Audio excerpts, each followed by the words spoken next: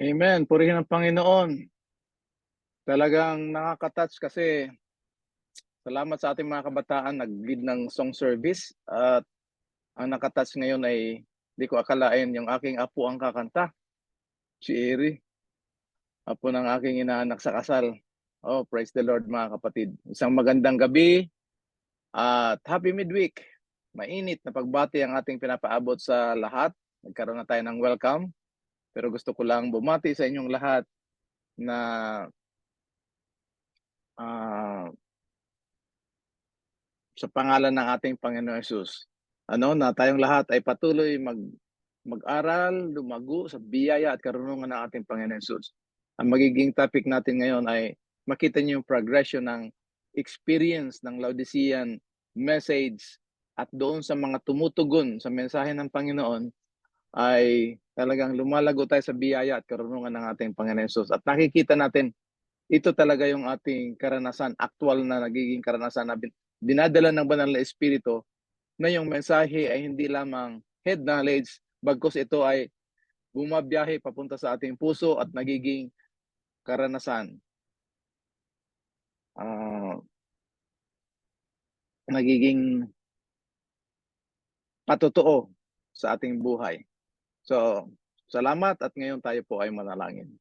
Ama namin banal, muli kami nagpupuri, nagpapasalamat sa inyo sa pagkakataon kami inyong pinag-ipon upang patuloy mag-aral ng inyong banal na salita sa magitan ng paggabay ng banal na Espiritu upang kami ay tumibay, sumigla sa pananampalataya, paglilingkod sa inyo, higit sa lahat, pakikipagsangkot sa ikatatapos ng inyong banal na gawain.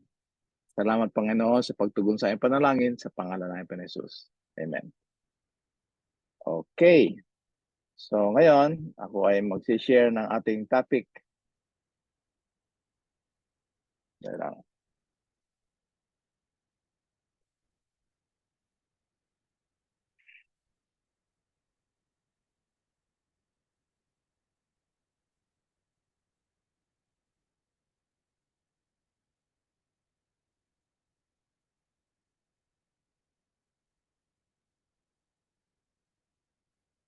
Okay, so Laodicean is in-announce na ni Pastor kanina, no? Laodicean ngayong gabi ay tinatakan. Wow! At ang tatak na ito, nakalagay na dyan ay Name of God. Punta muna tayo sa spiritual vitamins natin na ginamit ng lingkod ng Panginoon kasi sa lahat ng ating pag-aaral, titingnan natin, pag-aaralan natin ang lahat na tinuturo ng Bible sa mga doctrines, practical Christian living at kung anumang subject niyon. Ang sabi ng lingkod ng Panginoon, the sacrifice of Christ as an atonement for sin is the great truth which all other truth cluster in order to be rightly understood and appreciated. No, may pag-unawa at may pagpapahalaga. Bawat katotohanan ng salita ng Diyos mula sa Genesis hanggang Apokalipsis, ito ay kinakailangan pag-aralan sa liwanag na dumadaloy mula sa cross ng Kalbaryo. Sabi, no? Kaya, ang sabi niya dito, this is to be the foundation of every discourse given by our ministers. Gospel Workers, book Gospel Workers 3:15. Tapos, kasunod dito ay,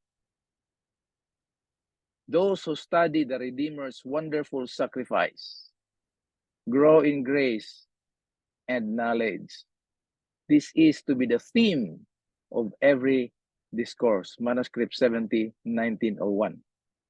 Okay, so ngayon, pag-aaralan natin, Laodicea is sealed.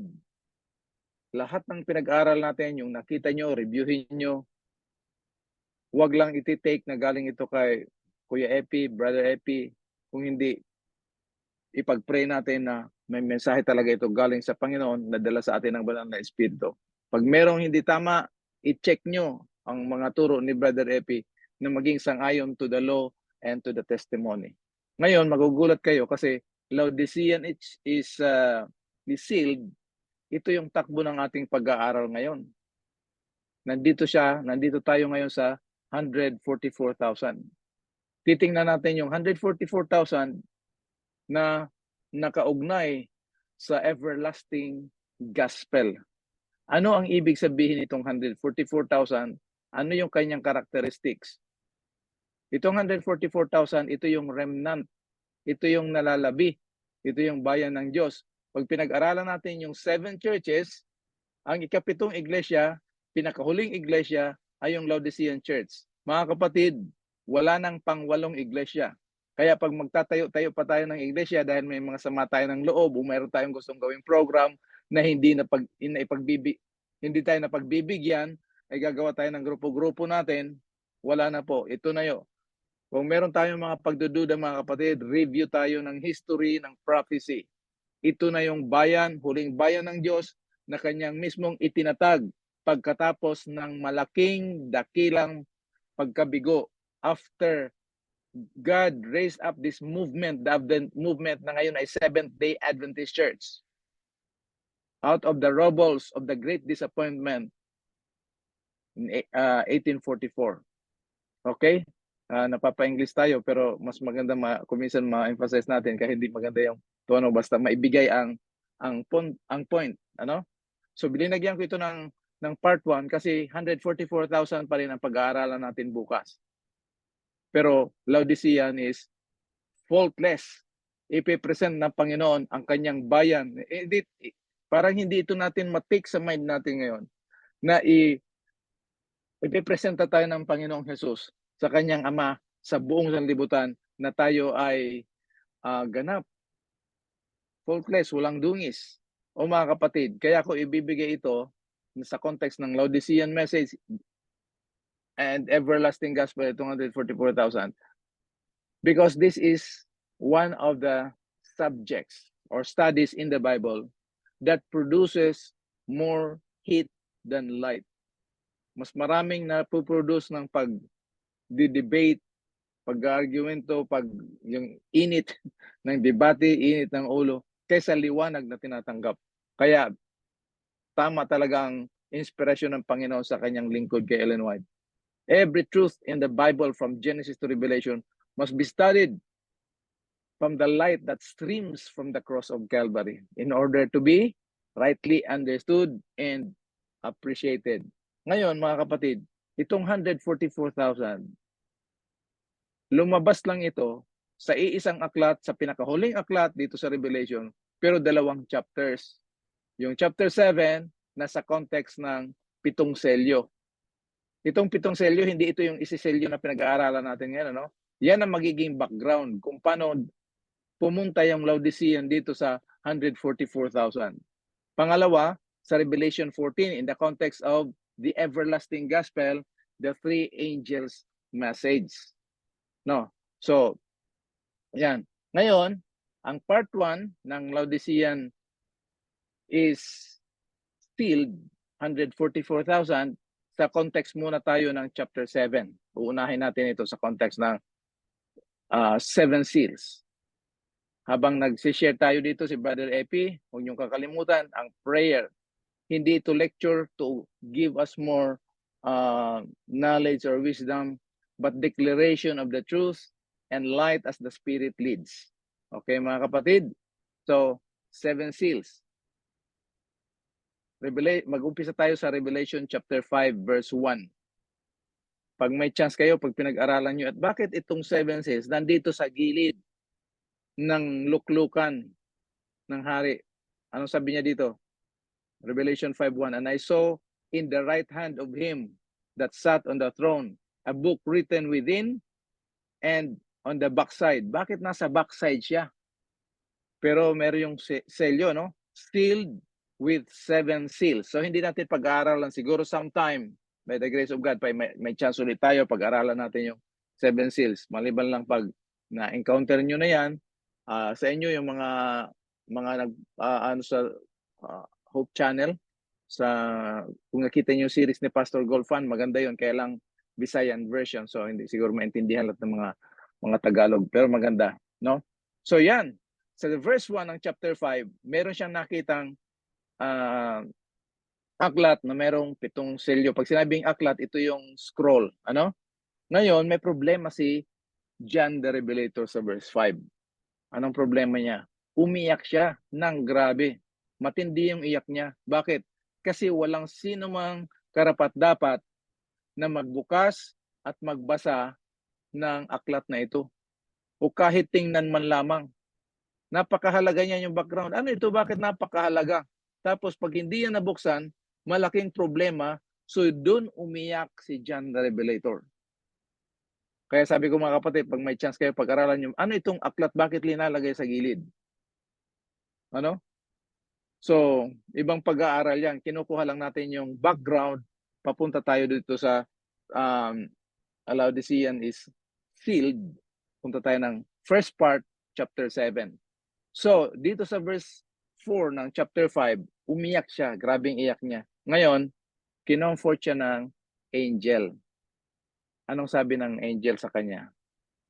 Anak, son, huwag kang iiyak. Kinomfort siya. One of the elders said to me, weep not, behold, tingnan mo. Hindi problema yan na walang pwedeng magbukas. Dahil meron. Karapat-dapat talaga siya. Sino yan? The Lion of the tribe of Judah and the Root of David. Anong nangyari dito sa Lion of the tribe of Judah and the Root of David? Anong nangyari? Hath prevailed, na nagumpay para buksan ang aklat. Ano? To open the book and to loosen, ipapahayag itong 7 selyo na nandoon sa aklat na yon. Wow! Kagabi na pag-aralan natin, ang Laodicean ay nanagumpay. Paano tayo nanagumpay? Doon kay Kristo. Hindi tayo, bigyan ko kayo mga kapatid, ano? Ang admonition sa atin ng Bible is to fight the good fight of faith. Pero most of the time, ang ginagawa natin, we fight the wrong fight of sin. So kaya parang ang dating, lagi tayong talo. So salamat sa Panginoon na binigay niya ito sa Seventh-day Adventist Church na liwanag ng Laodicean message na meron pala tayong tagumpay kay Kristo. So we don't fight the fight of faith in order to become an overcomer. We fight the fight of faith to maintain, para ating mapanatili ang tagumpay na meron na tayo doon kay Kristo. At ito si Kristo, the Lion of the tribe of Judah, the Root of David, ay nanagumpay. He hath prevailed. So yung victory ni Jesus, nabasa natin sa 1 Corinthians 15:57, thanks be to God for giving us victory. Itong katagumpay niya, binigay niya sa atin. So tanggapin natin, paniwalaan at maranasan, maging patotoo sa ating buhay. Ano? So hindi tayo yung ganito lang yung mukha ni Brother Epi, pero makikita naman natin na by the grace of God, may tagumpay tayong lahat. Binigay na ni Lord dito sa atin. Kaya Laodicean must overcome at atin na pag-aralan, tayo ay nanagumpay. Panghawakan na natin ito mga kapatid. Amen? So nandyan, sinabi sa kanya ng isa sa mga elders na huwag kang iiyak, huwag kang malulungkot. Okay. So ngayon, dahil meron na, titingnan natin, nabuksan na, nandyan si Jesus, binuksan. Titingnan natin at ano tong 7 seals. Chapter 5 yun, di ba? Pupunta tayo ng chapter 6. Pero hindi natin pag-aaralan yung 7 seals ngayon. Okay? So, chapter 6 verses 1 and 2, yan yung first seal.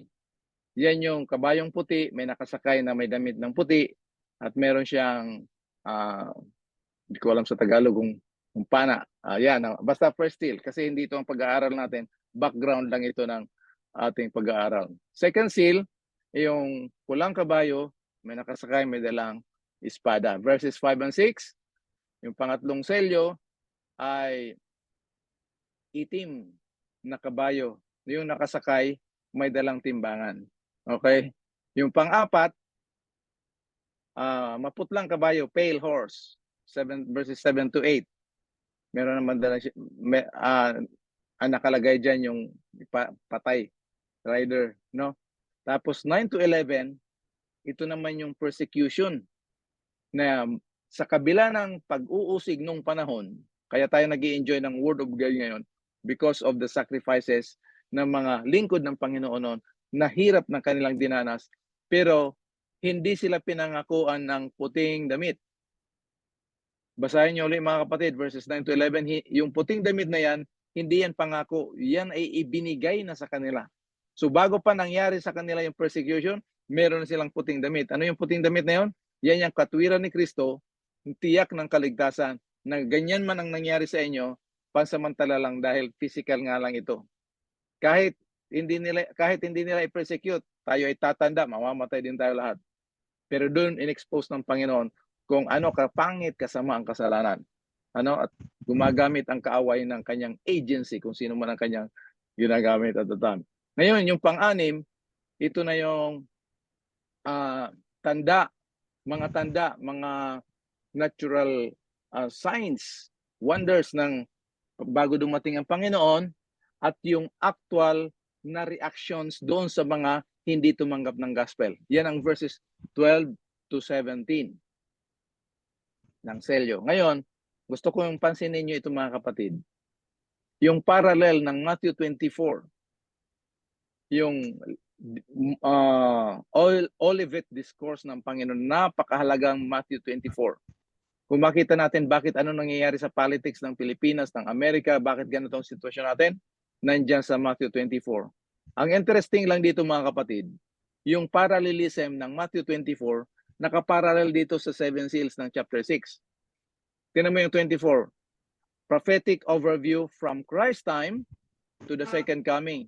Yung 7 seals, ganun din. Prophetic overview from Christ's time doon muna sa panahon ni Kristo, at ipinakita itong revelation sa around 96 AD, 96 to 100 AD, kay John the Revelator, to the second coming.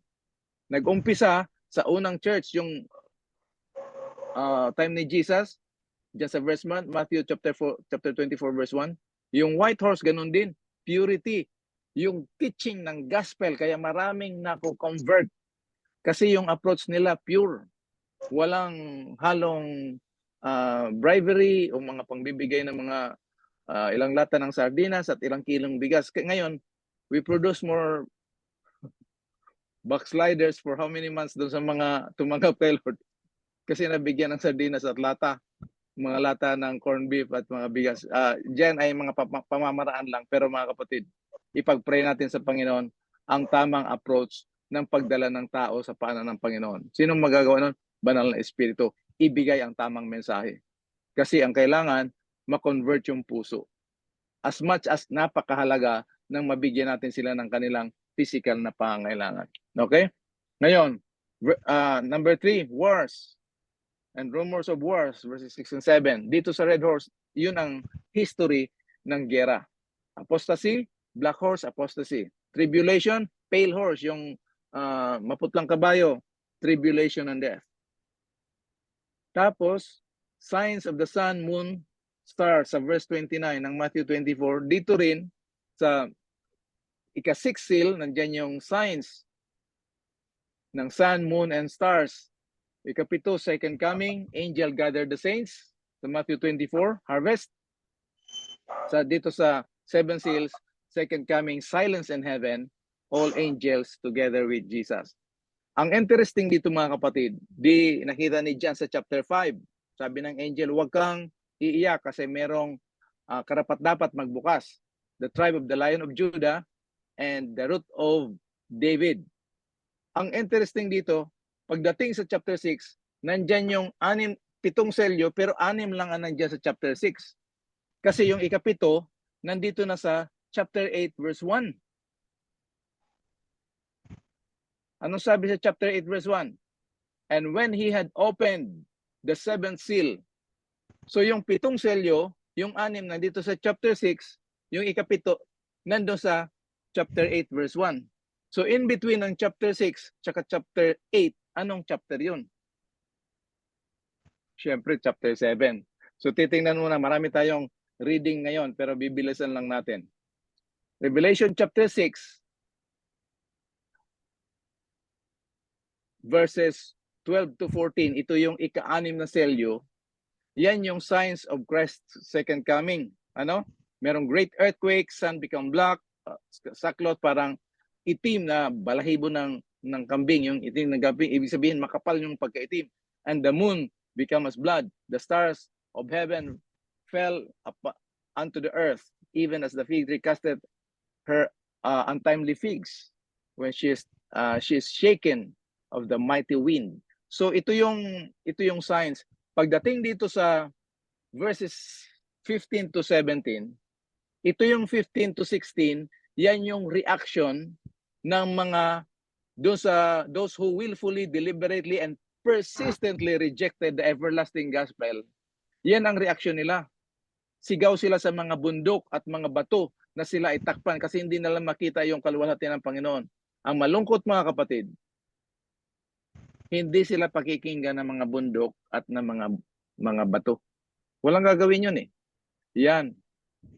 Kaya napakahalaga na pag narinig natin ang mensahe ng Panginoon, pakinggan natin, take it to our hearts. Amen? Pagdating dito sa verse 17, may tanong.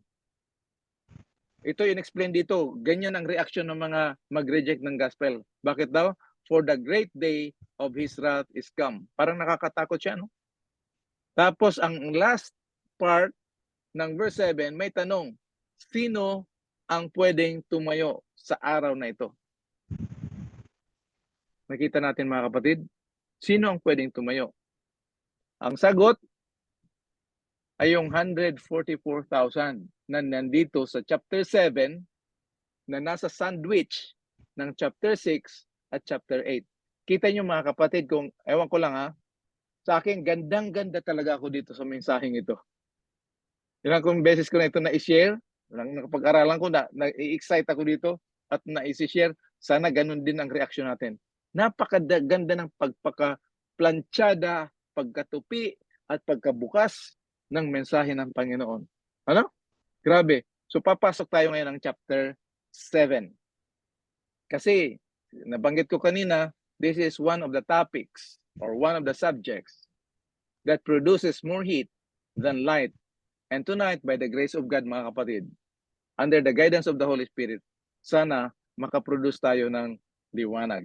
So punta tayo ng chapter 7. Merong naka-highlight dyan. Dito sa verse 1 ng chapter 7, sabi niya dito, after this, I saw 4 angels standing in the 4 corners. Brother Epi, paano magkaroon ng 4 corners ang mundo? Bilog ito. Yung corners na yan, 4 winds. Ibig sabihin yan yung compass. West, east, west, south, north. Holding back 4 winds of the earth. Yung angel, yung ika-4 na angel, sinasabi niya, wag niyong saktan ang sanlibutan. No? 4 winds of the earth so that no wind. Yung wind, yan yung mga strifes, yan yung mga pangyayari na talagang hindi kaya ng taong harapin, sugpuin, sagupain, hindi kaya. So hindi muna. Pag nakita niyo yung earth, kasi symbolic ito, earth, sea, tree, yung earth, mga tao yan, pero kokonti. So, lugar yan ng mga tao na unpopulated. Pag nakita niyo naman yung sea, mas maraming tubig, di ba? Mas maraming tao yan. Pero pag nakita niyo yung tree, yan ang individual. Kagaya ng just like a tree that's planted by the water, dyan ay sa Psalm chapter 1 yan, di ba?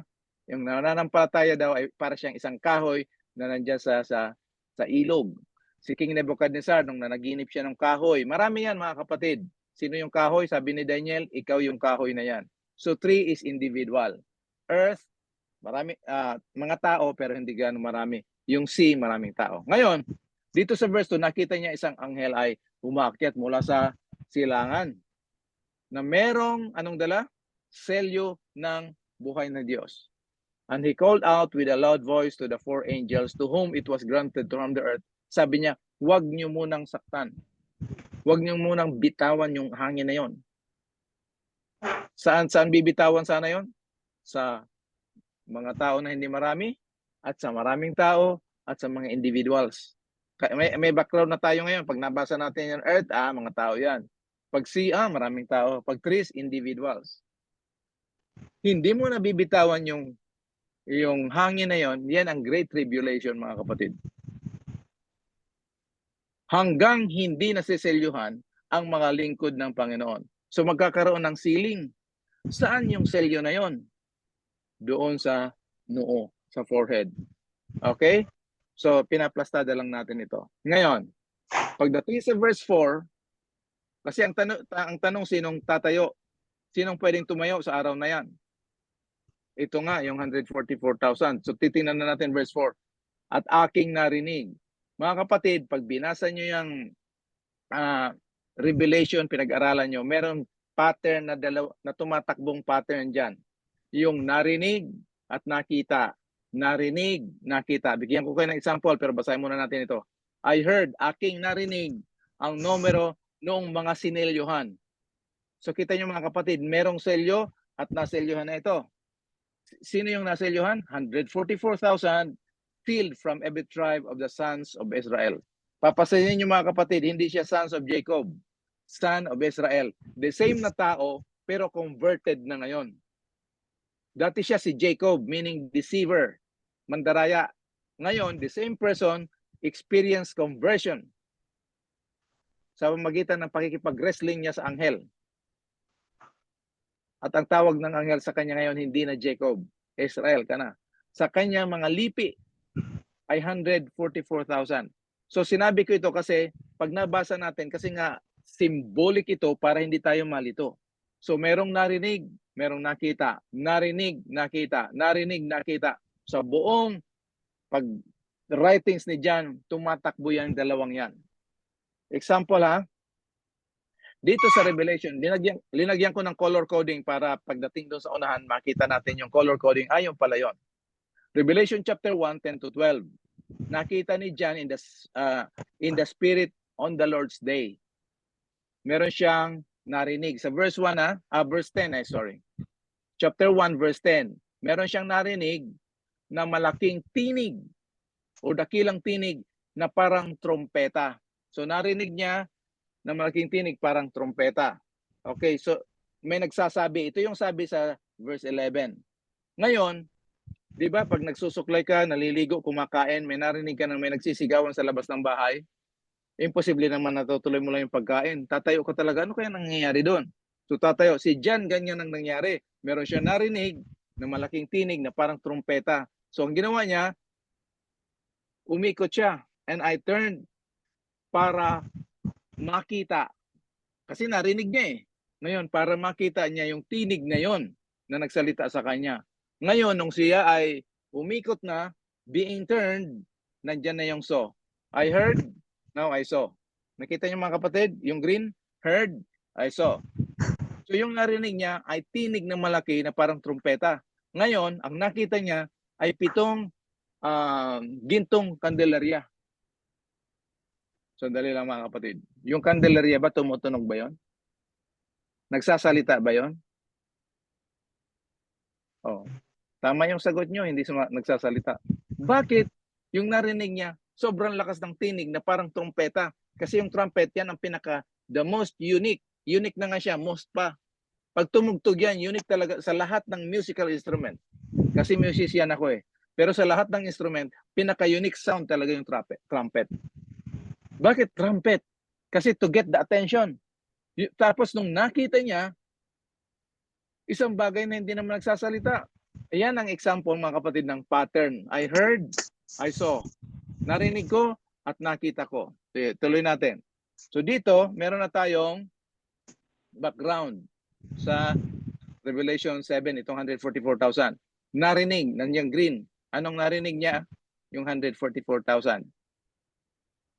Sa mga lipi o tribo ng anak ni Israel.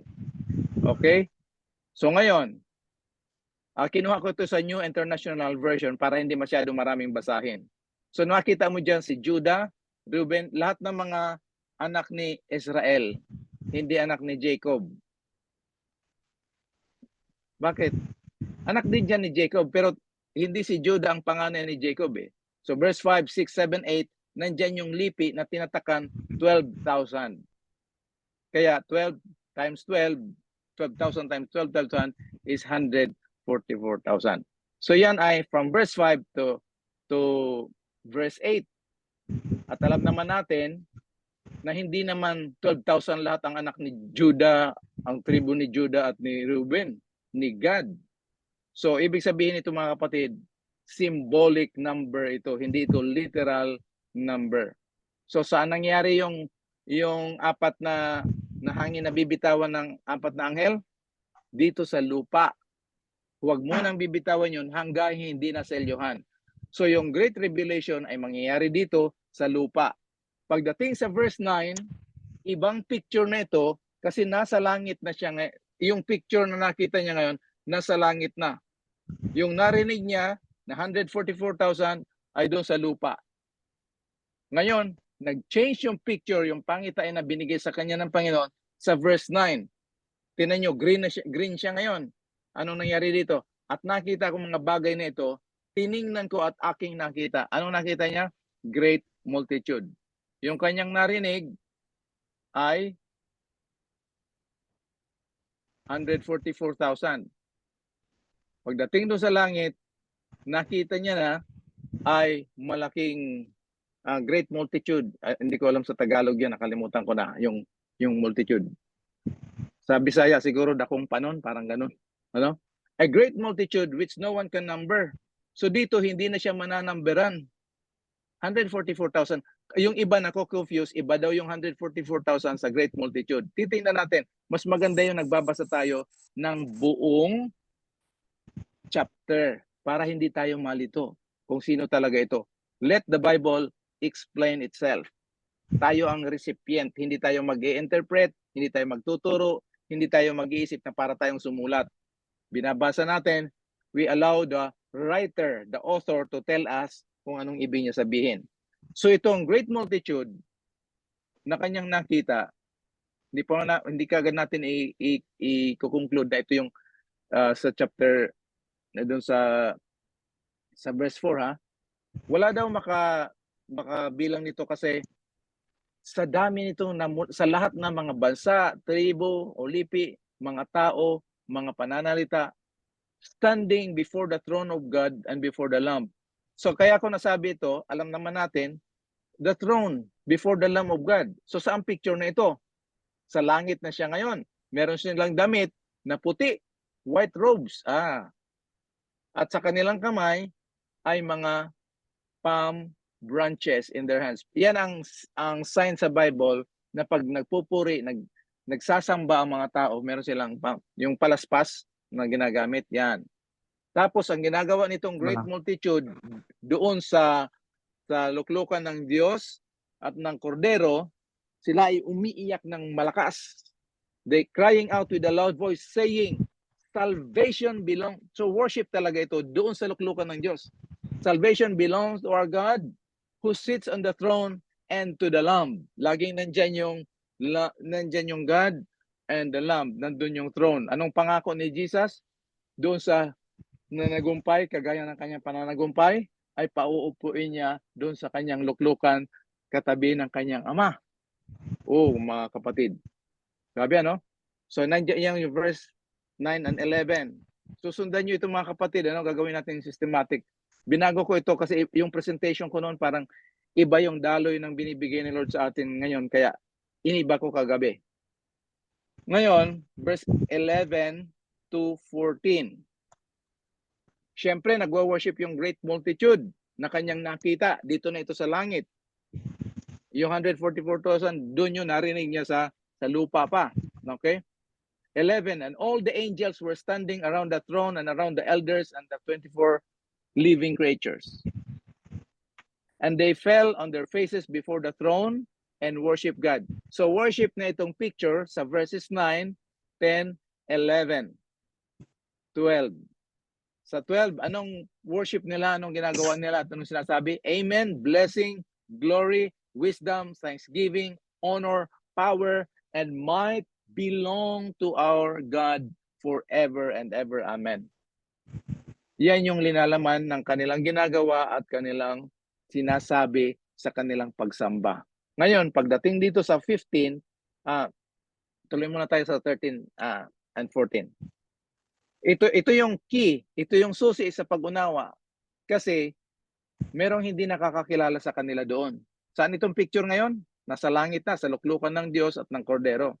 Then one of the elders responded, saying to me, "These who are clothed in white robes, sino ito sila? At saan sila galing?" Ayan. So merong question para ibibigay, ituturo sa atin hanggang ngayon, umabot ang mensaheng ito, kung sino yung great multitude na walang makabilang.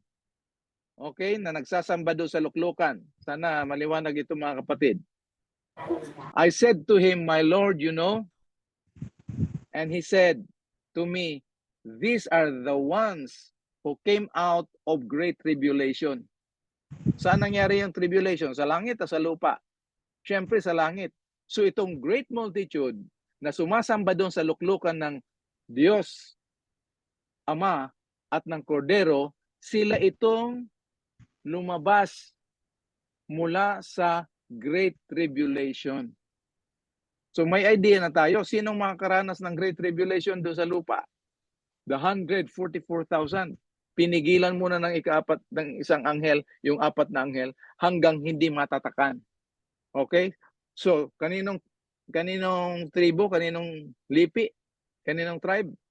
Tribe ni Israel. Meaning, spiritual Israel ito mga kapatid. Hindi siya literal Israel. So may idea na tayo. These are the ones who came out of the great tribulation. And they have washed their robes and made them white. Paano ito naging maputi? Linabhan nila sa dugo ng Kordero. Grabe itong dugo ng Panginoon. Pula siya pero nagpapaputi ng kasalanan. Kasi hindi ito detergent or any ingredient na kagaya ng ginagawa natin. Matindi, malalim, mabigat, malawak ang laman ng mensaheng ito. Yung pure, sinless life ni Jesus Christ, ito yung nagpaputi sa kaluluwang na biktima ng maitim na kasalanan. Maitim at maduming kasalanan. Napakaganda mga kapatid. Ano? Yan. Oh, may message si Brother Rafi. Heavenly bleach. Wow, ang ganda nito, Part Rafi. Heavenly bleach. Yung blood ni Jesus Christ. Ang ganda. Thank you, Part Rafi. No? So tuloy tayo sa 15 to 17. For this reason, they are before the throne of God and they serve Him day and night. Kaya ako binasa itong whole chapter para maintindihan natin, pag-aral natin mamaya, ng 144,000. Sila yung Laodicean na tinatakan. Antindihan, no? Nung isang araw, pinag-aralan natin, Laodicea ay ano, bago mag-overcome yung Laodicea. Naging overcomer sila kahapon. Open the door, they open the door, they become overcomer, at ngayon, sinelyohan sila. So they serve Him, they serve God day and night in His temple. And He who sits on the throne will spread His tabernacle over them. They will hunger no longer, hindi na sila magugutom, hindi na sila mauuhaw o masusunog ng init o kahit anong init ng araw. Bakit daw? Tingnan niyo itong verse 17. Sapagkat ang kordero na nasa gitna ng luklukan, siya ang magpapakain, siya ang magpapastol. Dalawang gagawin ni Jesus dito, yung lamb. Magpapastol o magpapakain, will feed, sa ibang translation, and guide. Feed and guide. Saan sila i-feed at i-guide? Springs of living water of life. Sa inyong mga, kung hindi nyo pa alam kung ano tong springs of living water of life, hindi natin pag-aaralan yan, pero yan yung Holy Spirit. Kasi hindi talaga natin kilala ang Holy Spirit. Kumisan, pag mag-aral tayo, pag-aralan natin ang Holy Spirit, grabe, ano? Tindi natin, Holy Spirit ang pag-aaralan natin. Sa halip na Holy Spirit ang magtuturo sa atin, siya ang pinag-aaralan natin. Ang tindi natin, ano? John chapter 16, verses 13 and 14. The Holy Spirit, when He comes, He will guide us into all the truth. So dito, pagdating doon sa luklukan, itong 144,000, i-guide itong great multitude na 144,000, Igaguide ng Lamb. Kasi si Jesus naririnig natin na pag-aaralan natin eh. Pero yung Holy Spirit hindi natin alam. So i-introduce niya, ito yung Holy Spirit. Kaya merong iyakan. Kasi yung taong lagi mo nang kasama, yung Holy Spirit na lagi nating kasama, hindi natin siya kinikilala na kasama natin. So magkakaroon, ikaw pala yun, wow! Doon na iiyak. Tanyo? And God will wipe every tear from their eyes. Ang iyak dito, hindi yung may tribulation, wala. Yung nakilala nila yung springs of living water of life, of the water of life. Holy Spirit. Saka na natin yan. Pero pinakita ko lang yung buong picture ng istorya ng sinong tatayo doon sa question ng chapter 6 verse 17. Sinong pwedeng tumayo sa day of the wrath of God? The 144,000. 144,000 ang narinig ni John dito sa lupa na dadanas ng Great Tribulation. Pero bago nila maranasan yon, tatatakan muna sila. Saan? Sa noo. They will be sealed in their foreheads. Pagdating doon sa langit, nag-change yung scene, yung picture, nandun na sila sa langit, great multitude na ang tawag. Paano natin nasabi na 144,000 yun? Kasi tinanong ng isang elder, sino itong mga to? Ang sagot sa kanya, yan yung mga lumabas mula sa Great Tribulation. So ngayon, number 1, hindi ito literal number ang 144,000. Ito ay symbolic number. So the symbolic nature of the 144,000 conveyed in the rendering of the tribe of Israel. Nakita natin yan doon sa verses 4 to 8. Ngayon, tandaan natin mga kapatid, hindi lahat ng tribo na nakalista doon na anak ni Jacob ang nandun. Merong replacement. Pero ang pwede lang i-replace yung pinakamalapit na kamag-anak. Hindi pwedeng ibang tao. Tapos yung order nila magkaiba sa Old Testament. Tingnan natin mga kapatid. Sa original na order, yung anak ni Jacob, hindi na Israel, ni Jacob. Panganay si Reuben, Simeon, Levi, Judah, Jan, Naphtali, Gad, Asher, Issachar, Zebulon, Joseph, Benjamin. Dito nakita nyo yung meaning ng pangalan nila. Pag may chance kayo, basahin yung istorya. Bakit yan ang pinangalan ng kanilang mga nanay? Yung meaning, nandiyan sa Genesis 29, 32 hanggang chapter 30, verse 24. Okay? So meaning ng Reuben son, Simon Herring. Kayo na magtingin dyan, picturean nyo yan para kung medyo loading yung memory nyo, pwede nyo picturean, titingnan nyo. Okay? Yan. So ito yung literal na anak ni Jacob at yung arrangement, yung pagkasunod-sunod. Ang bunso dito ay si Benjamin. Yung meaning nandito sa kanan, yung pangalan nandito sa gilid. Okay, di na natin ibibigay yung kwento ngayon kasi yung time talaga, bino mo mag-alas 8 na kaagad. Anyway, so yan yung the Genesis, yung literal, physical, biological children ni Jacob. Pagdating dito sa chapter 7 ng Revelation, pareho ang pangalan, pareho ang meaning, hindi nag-iba, pero yung arrangement magkaiba. Tapos, merong tinanggal doon sa literal na anak ni Jacob at may pinalit. Sino sa palagay niyong pinalit dito? Sino ang tinanggal at sino ang ipinalit? Tingnan niyo mga kapatid ha. Nakita niyo? Yan yung anak ni Jacob. Pagdating dito sa Revelation, may tinanggal at may ipinalit. Sino yung pinalit? Ayan, naka-highlight. Si Manasseh. Pinahirapan lang kayo ni Brother Epi. Nandiyan yung dalawa talaga eh. So itong sa left side, dalawang column, pangalan, dito pangalan, dito yung meaning. Dito sa Revelation, ito yung pangalan, ito yung meaning. So ang tinanggal dito sa Revelation, si God. Anong meaning? Si Dan. Anong meaning ng Dan? Judge. Sinong pinalit? Si Manasseh. Okay, nakita niyo mga kapatid. Ngayon, bakit ganito ang arrangement sa chapter 7 ng mga anak ni Israel? Kasi nga, may mensahe ito na nakaugnay sa pagsamba nila sa Diyos at sa Kordero doon sa luklukan, base doon sa kanilang naranasan. The power of God, the power of the everlasting gospel. So, picturean nyo yan mga kapatid. Titingnan natin at babasahin natin kung bakit yun ang arrangement. Para magdala ng special na mensahe mga kapatid. To convey a special message, ginagamit yung literal meaning ng mga Hebrew names ng mga anak ni Jacob. Sana na-pick up natin ito mga kapatid. Dito sa Revelation, nandito na nga tayo sa langit. Iba na yung picture, ano? I saw. Tiningnan ko at aking nakita. So dito sa verses 9 to 10 ng chapter 7, nakita ni John the Revelator yung great multitude. Di ba? Na walang makabilang. Anong ginagawa? Praising. Anong meaning ng Judah? Praising. So nagjujuda sila doon sa throne of God and the Lamb. The great multitude, Judah, praising. Sinong pinipraise nila? Si God the Father and the Lamb.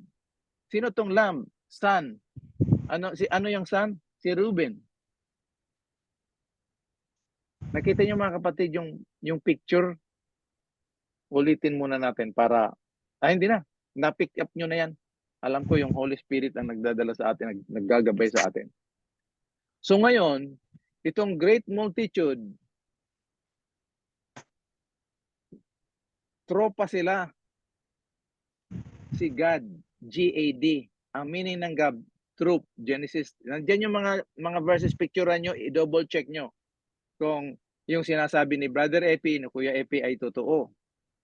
Para maranasan natin, maintindihan natin, ma-internalize na tayo pala, bahagi pala tayo nitong 144,000. Tayo yung last church. Claim tayo ng claim na darating na si Jesus. So meaning we are the last generation of Christians that will reproclaim, demonstrate, and preach again the everlasting gospel. Bakit? Kasi naranasan natin. So this troop is extremely Asher. Happy. Ang meaning ng Asher ay happy. Genesis 30 verse 13. Bakit ang tropang ito happy, super happy talaga sila? Bakit? Sapagkat sila ay nakipag-Neftali, nakipag-wrestling, nakipagbaka kay Satanas. Doon niya sa Great Tribulation. Ngunit, sila ay nanagumpay. Paano sila nagumpay? By the blood of the Lamb. Revelation 12:11. And the word of their testimony. Ano? Ngayon, dahil dito, nakalimutan na nila ngayon na Manase nila. Wala na si Dan. Bakit? Dito kasi wala ng judgment.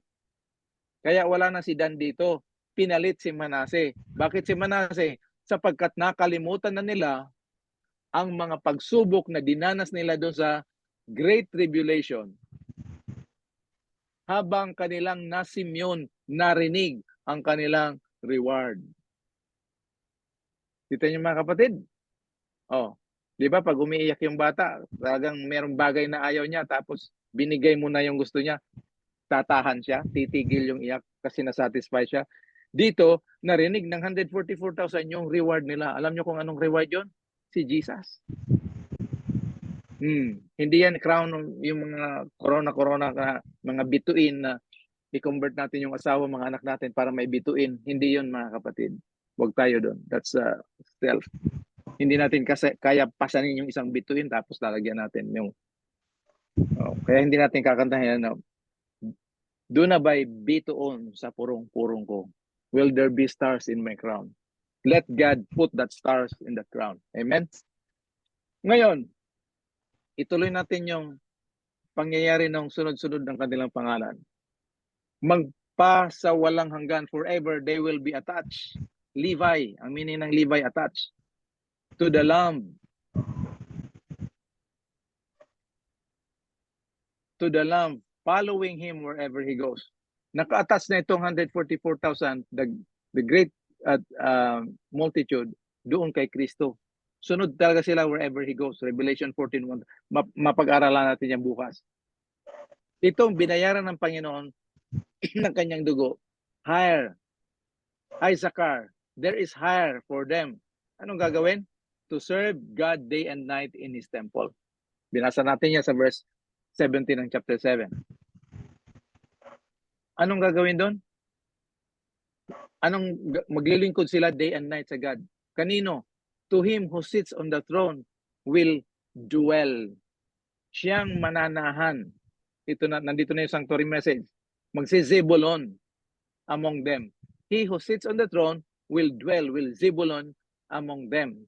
The 144,000. Bakit? Sapagkat sila ay idadagdag. He will add, he will Joseph them to be the sons of the right hand, Benjamin. Ang meaning ng Benjamin ay sons of the right hand. Grabe, no? With the Lamb. Yan yung sinasabi ng Panginoon. He that overcome as I overcame, I will grant them privilege to sit in my throne and the throne of my Father. So nakita na natin dito, ngayon palang sabi ng Panginoon sa Laodicean na nanagumpay. Kaya dito, makikita natin remnant, Laodicean, sila yung 144,000 dito sa lupa. Sila yung 144,000 na pupunta ng langit. Ang tawag ni John dito sa chapter 7 ay great multitude.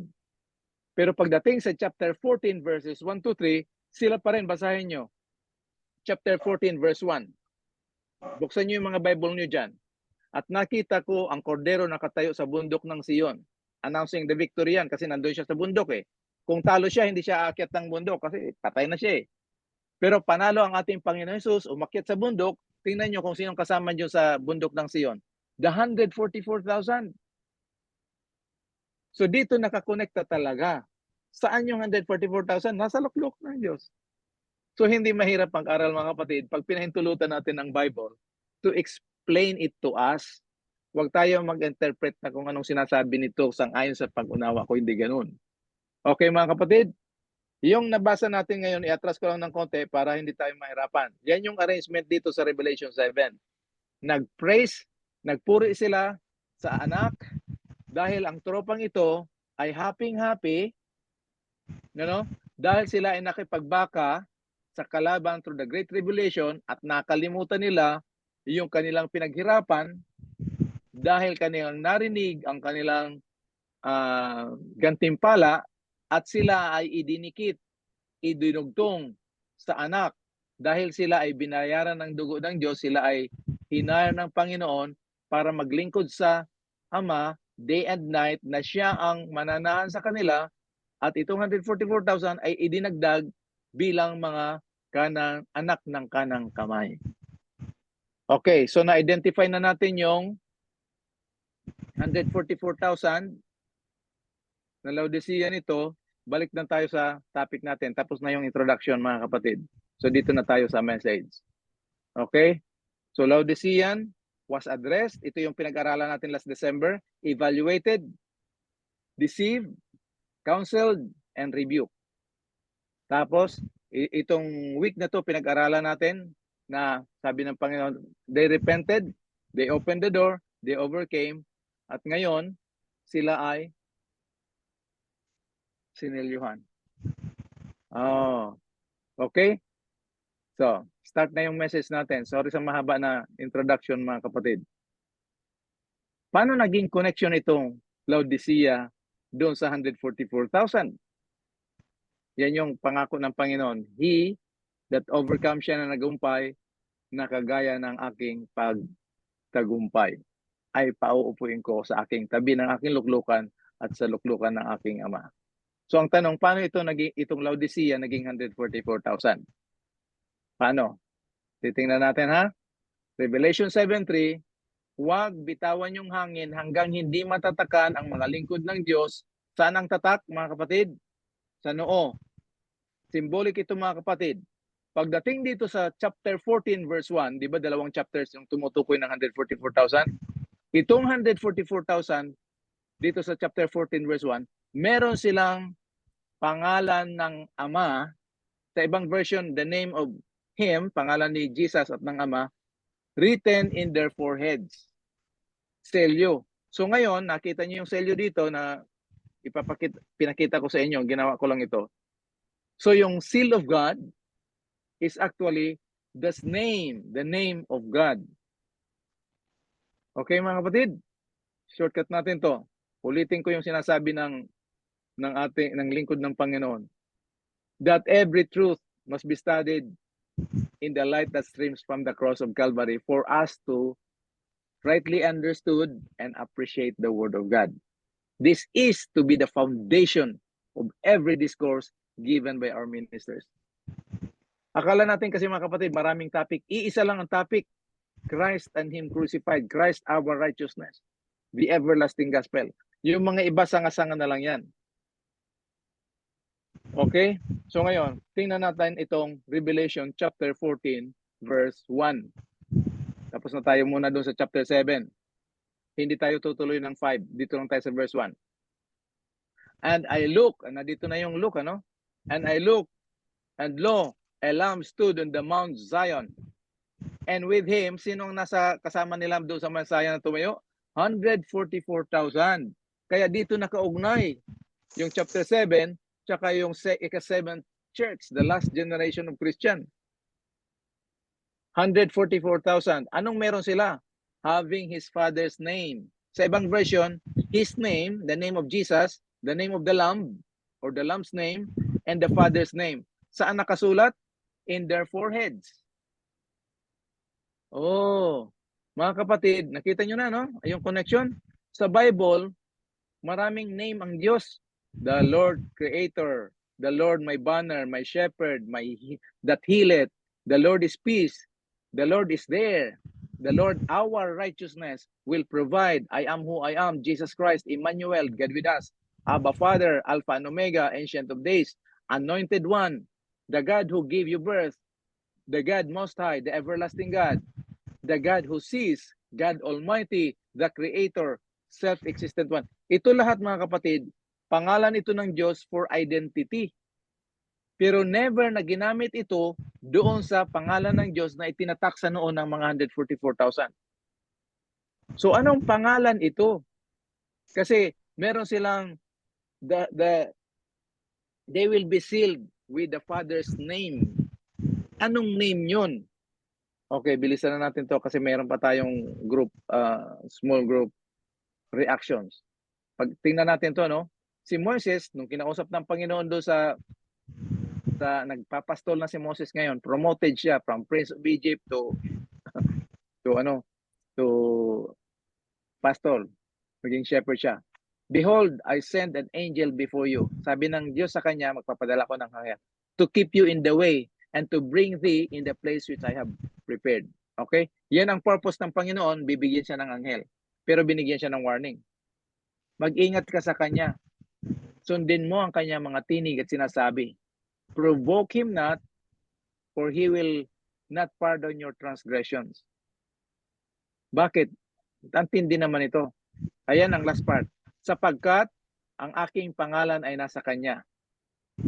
So yung binanggit natin kanina ng mga identification name or identity, hindi ito, may ibang meaning ang name na ito mga kapatid. Pakinggan mo siya, huwag mo siyang gagalitin, kasi pag ginalit mo siya, hindi kanya mapapatawad. He will not pardon your transgression. Bakit? Anong dahilan? Sapagkat ang pangalan ko ay nasa kanya. Ay bakit sabi ng, yan, linigyan ko ng color coding. Bakit sabi ng Micah 7:18, he does not retain his anger forever because he delights in unchanging love. So pag nagalit pala ang Diyos, he doesn't retain. Bakit dito, hindi mapapatawad yung kanyang pagsasalangsang sapagkat nandyan yung pangalan. So ano yung pangalan na yan mga kapatid? Napakabigat naman ang pangalan na yan. Oh. Ngunit kung siya ay pakikinggan mo, if you obey His voice and do all that I speak, then I will be an enemy sa inyong mga kaaway, sa inyong mga, kung sino mga magiging kalaban mo, ako ay magiging kalaban din nila. Bakit? Sapagkat ang anghel na makisama sa iyo, the angel shall go before thee and bring thee into the Amorites, the Hittites, the Perizzites, Canaanites, Hivites, and the Jebusites, and I will cut them off. Hindi pala, no? So yung angel, sa mga tapat na anak ng Diyos, na lingkod ng Diyos, anong sabi diyan sa Psalm 34 verse 7? The angel of the Lord encamps around those who fear Him. Yung fear dito, hindi yung takot na nanginginig, kundi nagre-respeto, gumagalang, sumasamba, nag-iingat sa pangalan ng Diyos. Those who fear Him and He delivers them. those who fear Him and delivers them. Ngayon, balikan natin itong Exodus si Moses. Now Moses kept the flock of Jethro, his father-in-law, the priest Midian, and led the flock to the backside of the desert and came to the mountain of God, even Horeb. Yan yung Sinai. Dito sa Exodus, ang tawag dito ay Horeb, pero isang bundok yan, Horeb, Sinai. And the angel of the Lord appeared to him in flame of fire. Alam na natin yung istorya nito, di ba? In the midst of the bush. Yung bush na yon, dry yun na ewan ko anong bush sa Tagalog. Basta tuyo yun, tapos nagniningas ng apoy, hindi nasusunog. Ang message kasi nito mga kapatid, Christ came to the world not to condemn the world, but to save the world in Jesus Christ. Okay? So ganun yung message doon. So he looked and behold, the bush burned with fire, and the bush was not consumed. So Christ did not come to the world to consume, but to save. Okay mga kapatid? Yan, ito ang maganda. And God said to Moses, kasi sabi ni Moses, kung pupunta ako doon, anong sasabihin ko? Kasi inutusan siya ng Diyos, pumunta kay Pharaoh, na palayain yung kanyang bayan, yung Israel. Sabi niya, anong sasabihin ko? Baka hindi sila, lahat ng mga excuses ni Moses, alam niyo na yung story. Dito sa 14, itong sasabihin mo sa kanila. God said to Moses, kung magtanong sila kung sino nagpadala sa iyo, I am that I am. And he said, thus thou shalt say unto the children of Israel, baka hindi sila maniwala sa iyo, ako yung nagpadala sa iyo. Sino nagpadala sa iyo? Si ako. So pagpunta ni Moses doon, sabi niya, sabi ni ako, lumaya kayo. Kinausap niya si Pharaoh, pero palayain mo ang anak ni ako. Sinong ako? Si ako. Yung nagpadala sa akin, sabi niya si ako daw yun. Di, sabi ni Pharaoh, hindi ko kilala yan si ako. Hindi ko palalayain ito. Sino ba yan? Hindi niya kilala, no? Pero si Moses na may problema, bakit ba ito nangyari ito? Pero kung ano sinabi ng Diyos kay Moses, yun ang sinabi mismo ni Moses. Grabe, no? Ngayon, interesting, kasi nung tinatanong si Jesus kung sino ba talaga siya, sabi niya, alam nyo, yung inyong ama, kinikilala yung ama si Abraham. Bago pa siya, sinasabi ko sa inyo yung totoo. 2 beses, sa katotohanan, sinasabi ko sa inyo para maunawaan nyo. Bago pa si Abraham, ako na. Kita nyo yung si ako dyan? Malaking problema yung ako. Kasi hindi makikilala kung sinong ako. So yung mga Hudyo na nag-aaral ng writings ni Moses, hindi nila naintindihan ito kasi rejected nila yung Holy Spirit na magbibigay dapat sa kanila ng liwanag. So anong reaksyon nila? Nagpulot sila ng bato para batuhin siya. Pero syempre, hindi pa yun ang time ni Jesus. Nakuha niyo yung connection kung sino yung ako daw sa Old Testament at pinakilala ni Jesus yung sarili niya bago pa si Jesus. Interesting mga kapatid. Sa prayer ni Jesus dun sa Gethsemane, yan yung the Lord's Prayer, yung John 17, hindi yung Matthew chapter 6. Yung Matthew chapter 6, verses 9 to 10, 11, tinuruan niya yung mga disciples kung paano manalangin. Pero hindi yun ang the Lord's Prayer. Ang Lord's Prayer, John 17. Tingnan natin yung John 17. Nakikiusap si Jesus sa Ama. I am no longer in the world, yet they themselves, yung bayan ng Diyos, are in the world. And I come to you, Holy Father, keep them in your name. Uy! Di ba Bisaya yung uy? Uy! Aba! Ano sabi ni Jesus? Amang banal, ingatan mo sila sa inyong pangalan. Anong pangalan? Ang yung pangalan na ibinigay mo sa akin. Naalala niyo sabi ng Diyos kay Moses, magpapadala ko sa iyo ng anghel at ingatan mo ang kanyang, makinig ka sa kanya sapagkat ang pangalan ko ay nasa kanya. Wow! Ang yung pangalan na binigay mo sa akin upang sila din ay maging isa na kagaya natin na iisa. Habang ako'y nasa kanila, I was keeping them in your name. Iniingatan ko sila sa inyong pangalan. Anong pangalan? Inulit na naman ni Jesus. Yung pangalan na binigay mo sa akin. And I guarded them, and not one of them perished, but the son of perdition, so that the scripture will be fulfilled. Ano yung matutupad na nakasulat, yung scripture? Doon sa Exodus 23 verse 21, for my name is in him. Nakuha natin mga kapatid? Advance tayo, Deuteronomy. I hope by the grace of God, nagre-rejoice tayo sa katotohanan na ito mga kapatid. Deuteronomy 28:58. If thou wilt not observe to do all the works of this law that is written in the book, that thou mayest fear the glorious and fearful name, maluwalhati at kamanghamanghang pangalan. Anong pangalan yon? The Lord thy God. So hinighlight ko mga kapatid, observe all the words of the law, fear this glorious and fearful name. What name? The name of the Lord. Tingnan natin dito sa Samuel, 2 Samuel 6:2. At si David ay bumangon at sumama sa mga tao na papunta ng Bel, Judah. At dinala nila yung arko, the ark of God, which is called by the name. Hindi by his name, kung hindi by the name. Definite article. Yung arko ng Diyos na tinawag sa pamamagitan ng pangalan. Anong pangalan? The very name of the Lord of hosts, na siya ay naka-enthroned above the cherubim or cherubim. Naka-enthroned yung name na yon. Anong nasa loob ng ano na yan? Anong nasa loob ng kaba ng tipan na yan? Mga kapatid, sa mga nakakaalam. Wow, ang galing nyo. 10 Commandments. Tama talaga. Oh, meron na tayong idea ngayon. Ano itong name na ito? Na hindi identity.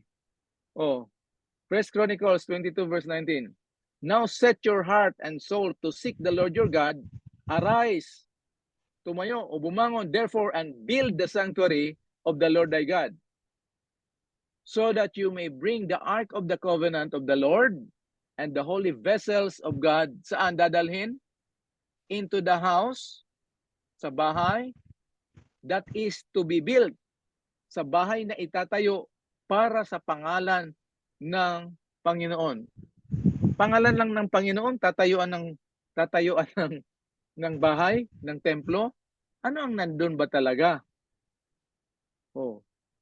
Lagyan ko yan ng color code. Lahat ng name yan, blue. So, dadalhin nila yung Ark of the Covenant at mga vessels para sa pagtayo ng bahay para sa pangalan ng Diyos. Doon sa sanctuary, itatayo ang pangalan ng Diyos. Tingnan natin to. Nagpadala siya ng katubusan sa kanyang bayan at inordinahan niya ang kanyang tipan. Yung tipan niya, hindi kung kaninong tipan mismo ng Panginoon. Anong klaseng tipan? Forever. Holy and awesome is your name. The fear of the Lord is the beginning of wisdom. A good understanding have all those who have His commandments. So ang merong pag-unawa at karunungan, sila yung mga nag-iingat at gumagawa ng kautusan ng Diyos. His praise endures forever. So ano yun? May color coding yan. Sent His redemption, pula, to His people. He has ordained His covenant. Nandito yung violet. Holy and awesome is His name. Saan galing itong tatlong coding, tatlong kulay ito? Bakit tatlo? Pula, violet, mixture ng pula tsaka blue. Dito sa blue, holy name. Inutusan si Moses ng Panginoon. Exodus 26:31-33. Gumawa ka ng kortina ng tabing na blue, purple, and scarlet. Yung pula na kulay dugo. No? So, yan. Blue, purple, and scarlet. Tapos dito sa 33, ibibitin mo siya. Wala yang hindi yan, pagbukas ng kortina, hindi yan binubukas pa ganito. Itataas. Ang ibig sabihin, pagpapasok tayo sa Panginoon, yuyuko talaga tayo na may pagrespeto at pagsasamba. Yan yung kortina na yon, isasabit. Hindi siya bubuksan ng pagganito. Ito ay itataas mula sa ilalim. Mula si sacerdote, lahat ng papasok doon sa sanctuary, itataas yung kortina. Yuyuko sa presensya ng Panginoon. So dito sa verse 31, yung tabing na yon, blue, purple, and scarlet. Anong purpose? Siya ang magde-divide ng holy place and most holy place. Kaya pagpunta mo doon sa sanctuary, yung holy place, ito yung mga furnitures. Pagdating doon sa most holy place, in between, ito yung kortina, tatlong kulay. Red or scarlet, blue, and purple. Itatayo nila yung pangalan ng Panginoon, itatayo nila yung bahay para sa pangalan ng Panginoon. Ano yung nandun sa loob sa most holy place? Ark of the Covenant. Anong laman nun? Walang iba kung hindi yung Ten Commandments. Nakuha niyo mga kapatid? Tingnan niyo to. Psalm 119:55. O Lord, I remember your name in the night and keep your law. Nandiyan yung remember your name. Keep your law. Yung parallelism mga kapatid. I remember your name in the night and keep your law. Sa gabi, bago matulog, naalala ko yung pangalan mo. Pero sa pang-araw-araw na pamumuhay, iniingatan ko yung utos. So yung name na yon, yun yung kautusan ng Diyos, mga kapatid. Kaya sa ating pagtatapos ngayong gabi, Ephesians chapter 4 verse 30. Do not grieve the Holy Spirit of God, by whom you were sealed in the day of redemption. Ang Holy Spirit, mga kapatid, hindi siya yung tatak. Siya yung magtatatak. At anong itatatak niya, mga kapatid? Jesus Christ is the law of God.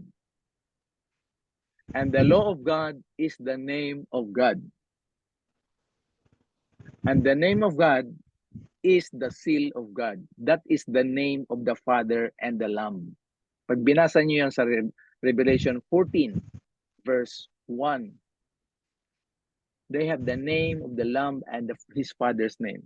So the seal of God is the name of God. And the name of God is the law of God. And the law of God is Jesus Christ. So mga kapatid, ang mensahe ng everlasting gospel, justification by faith, pag-aaring ganap sa pamagitan ng pananampalataya, pagkapatarong pinaagi sa pagtuo sa Binisaya. Sa Ilocano, hindi ko alam part Rapi ha, ikaw nang bahala dyan. So grace, justification by faith, doesn't abolish, doesn't crucify the law. This message of the everlasting gospel, it establishes the law, mga kapatid. Hindi ito legalism, because the message of justification by faith, righteousness by faith, the everlasting gospel establishes the law. Romans chapter 3, verse 31. I-check nyo yan, mga kapatid. Kaya purihin ang Panginoon, mga kapatid. Na yung Laodicea, siya yung 144,000, the last generation that will proclaim and demonstrate the everlasting gospel. They will stand in the day, the great day of tribulation, to vindicate the holy name of God. What is the holy name of God? The law of God, the character of God. So Laodicean is sealed. Sinelyohan tayo. Ano yung selyo? Pangalan ng Ama at ng Kordero. Ano yung pangalan? The law of God. We keep the law of God in our hearts. We keep the word of God in our hearts, that we may not sin against Him. So, we were addressed, we were evaluated, we were deceived, we were counseled, we were rebuked. Ang response natin, nagrepent tayo, we opened the door by the grace of God, we overcome as Christ overcame, and now we have been sealed with the truth of the word of God, the name of God, the name of the Father, the Ten Commandments in spirit. At bukas ng gabi, mga kapatid, pag-aralan natin, Laodicean is faultless. Nandyan pa rin yan sa Revelation chapter 14, verses 1 to 5. Bago kayo matulog, pakinggan nyo. Kaya, hindi imposible at hindi ka pagtataka na ang lingkod at bayan ng Diyos, the last generation of Christians, they that keep the commandments of God and have the faith of Jesus. God bless us all, mga kapatid. At I hope you rejoice.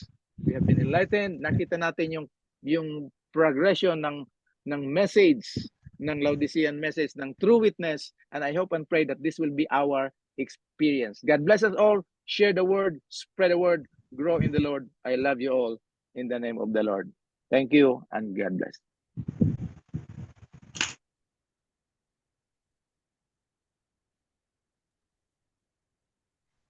Maraming salamat po, Elder Epi. Napakaganda, no? Napakasaya. At talagang iba ang pakiramdam kapag talagang atin pong ninanamnam ang mensahe ng ating Panginoong Diyos. sa gabay po ng Espiritu Santo. Kaya naman mga minamahal na mga kapatid, ihanda niyo po ang inyong pong mga sharing moment ngayon po sa inyong pong mga rooms. Ganun din po sa ating pong mga kasama at mga kaibigan diyan po sa Facebook Live. Mangyaring kang gusto niyo pong mag-reflect, yung mga reflection niyo po ay i-comment niyo po down below. At mamaya po ay bibigyan po natin ng panahon yan para basahin. So dito po sa ating Zoom ay i-divide na po natin sila as per room mga kapatid, and there you